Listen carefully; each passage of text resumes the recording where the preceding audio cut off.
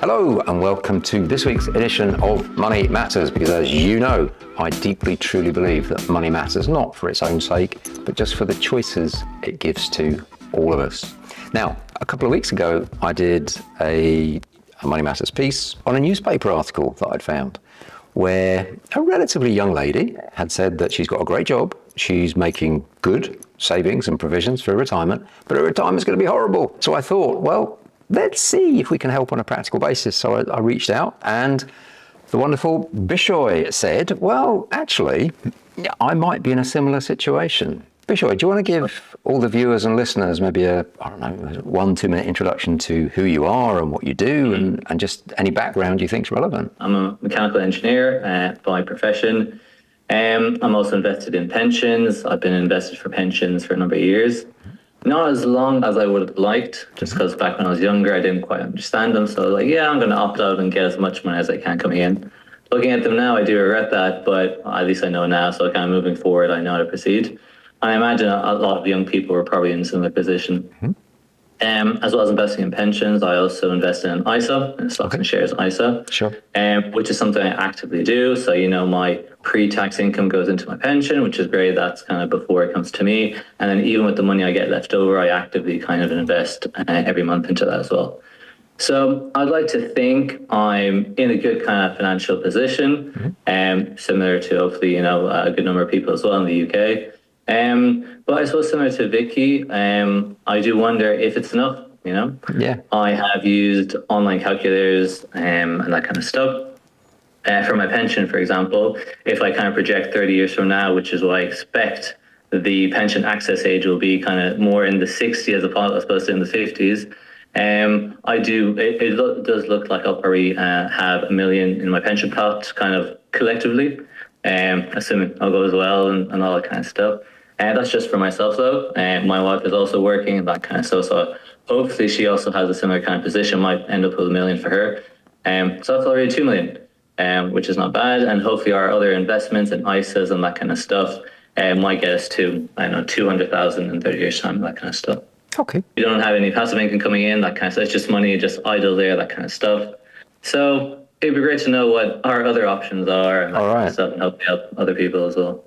All right. Yeah, well, absolutely. And thank you for participating in this. And I really appreciate you taking up the invitation, because I am absolutely convinced that so many people are going to see this and they're going to see themselves reflected in it. So what age are you now, Bishoy? I am 31. 31 years young. Sweet. Wouldn't everyone want to be 31 again? You said that you're actively saving for your pension. And you said you're also actively investing through a stocks and shares ISA. And did I hear you correctly saying that you are managing that stocks and share ISA yourself?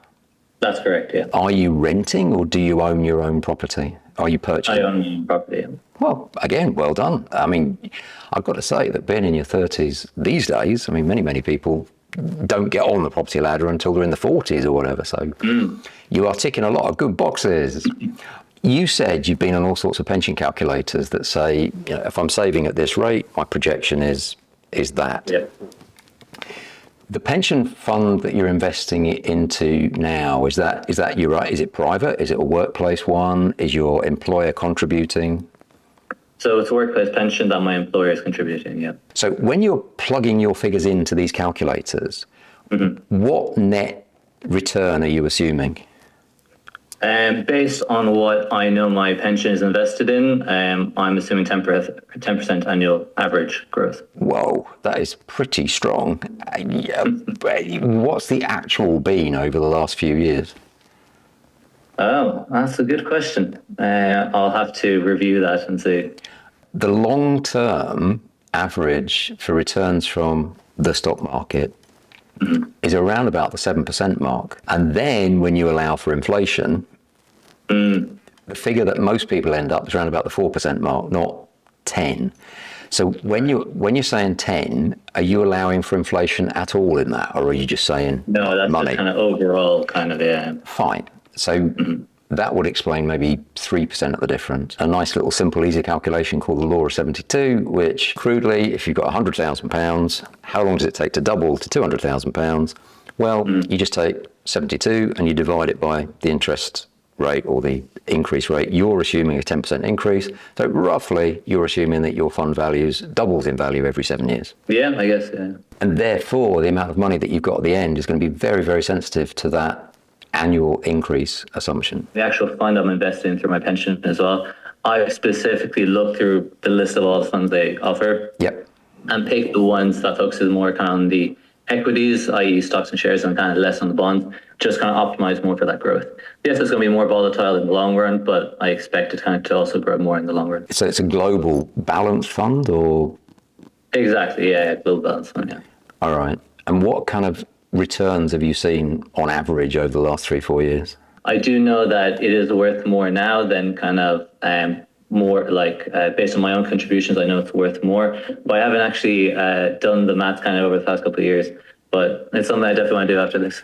What I would be doing if I was in your shoes, if I was 31 again, that'd be quite nice. For me anyway, I'm 60 this year. So I'm almost twice your age. There's a scary thought, isn't it? I would be comparing it to the other things that my pension can invest in. Yeah. The other asset classes. And so just to pick a couple, I'd like you to run the numbers and compare it against what if some, not all, because that would be a very, very extravagant thing to do with your pension.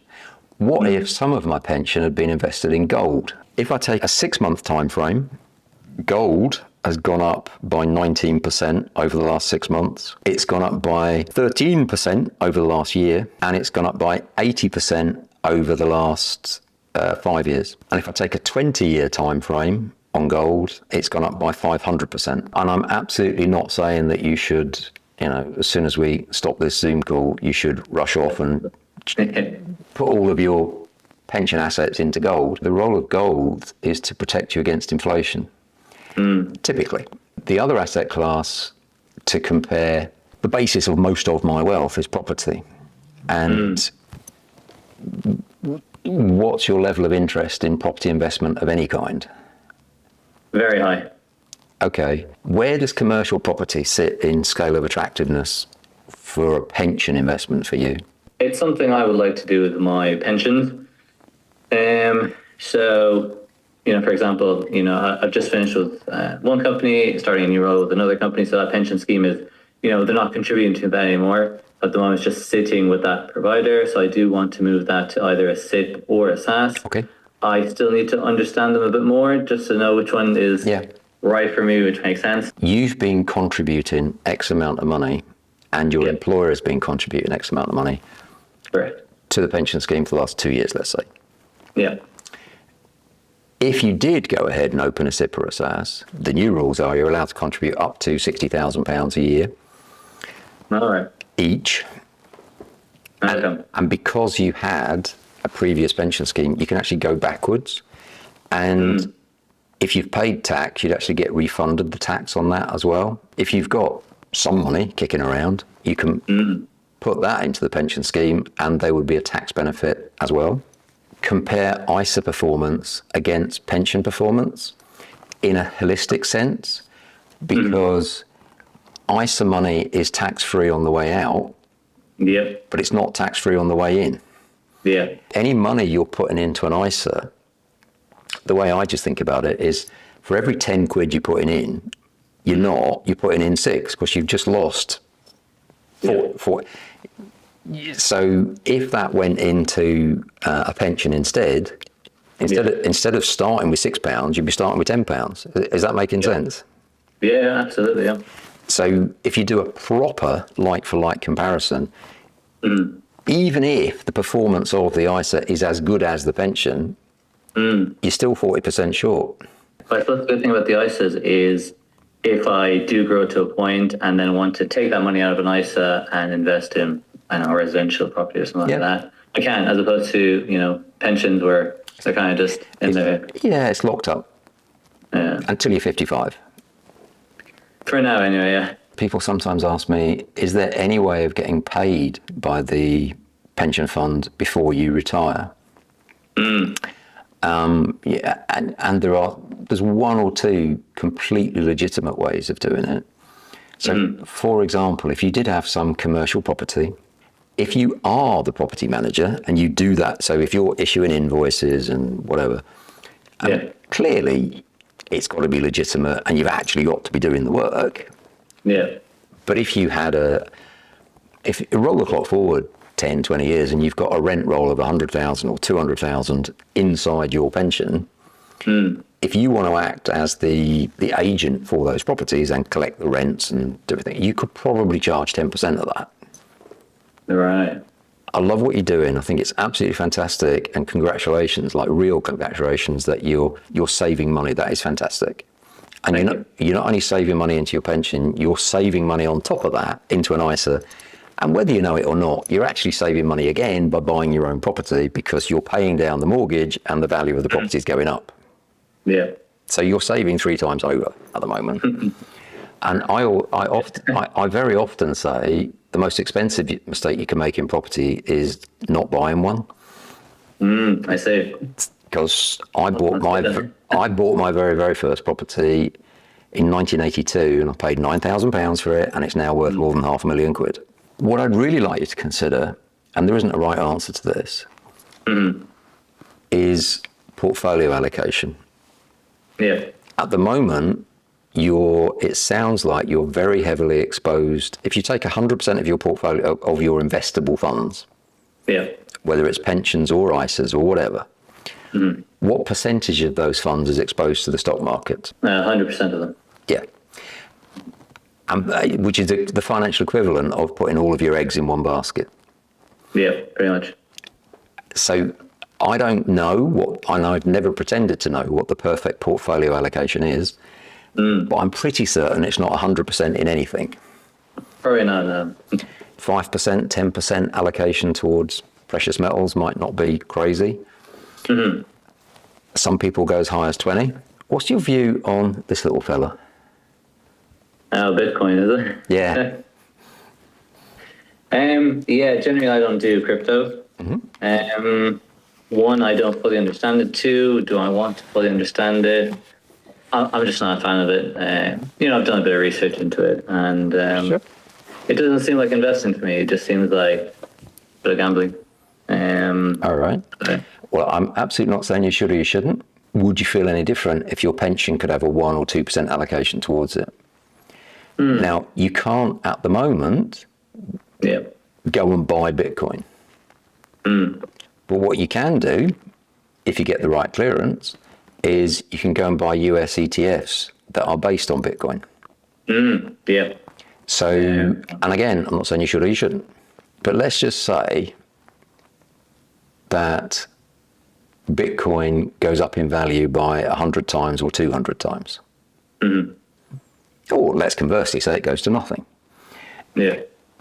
If you've got a 1% allocation and you lose 1% because it's gone to nothing, well, it's not fun, but you're probably not going to lie awake at night screaming and Exactly. going on to some sort of medication.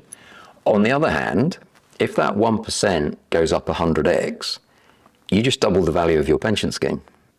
Definitely, yeah. So I'm not actually sitting here recommending Bitcoin. I'm suggesting that it's asymmetric. The downside, maximum, is obviously 100%. Yeah. You can't lose more than you put in, as long as you don't gear. So anyone watching this, do not borrow money to buy Bitcoin, ever. So, but as long as it's a portfolio allocation that you've thought about, downside is obviously whatever you put in. The upside could be spectacular. That's very true. Most obvious thing is property. There's a big property gap in your portfolio allocation. Task, go and find a pensions advisor that invests their own money in commercial property. In order for someone to give me advice about should I invest in commercial property or not, requires that they've got some experience. Yeah. And somebody that gives you whole of market advice, did you know that whole of market doesn't actually mean whole of market? No, didn't know that. And even if you fall back on the academic qualifications, how many hours and how many exams do financial advisors have to study and pass in order to give advice on pensions? Well, quite a lot. How much of that is dedicated to commercial property? Very not much, yeah. Well, Sure. nothing. They're aware of it. They know it can be done. But is it a good idea or a bad idea? Well, for that, you'd either have to have a load of clients that are doing it, or you'd have to have done it yourself. And I prefer people that put their money where their mouth is. At some point in the future, you and your wife would like to be able to retire. Yep. When you do that, what level of income have you discussed, or have you discussed a level of income that would be comfortable for you? The way we've thought about it is in terms of stages. So what we call first the kind of financial security stage, where it's just enough to kind of cover your bills and that kind of stuff. Nothing kind of major, just like enough where you can just kind of relax and not have to worry about next month. And then the next stage will be the kind of financial independence stage. Okay, now we have money to actually do fun stuff and that kind of stuff. So that's kind of how we're thinking about it. All right. When I ask that general question, the magic numbers that come up per month, almost exactly as you just described, is the kind of security thing is $5,000 a month, and the having a bit of fun is $10,000 a month. Those seem to be the magic numbers. I'll be happy with those, yeah. I think one or both of you should be aiming to become high net worth or sophisticated in a technical sense. What that means is that the government just redefined it, but once you're high net worth or sophisticated, so maybe a little Google, what's the current requirements for high net worth or sophisticated? I know what they are, but high net worth means you're earning a lot of money, or you've got chunks of cash that are not in your home and not in your pension.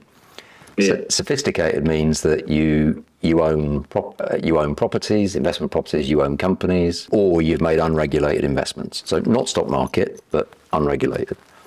When you do that, you're going to get access to a whole suite of deals that you currently can't get.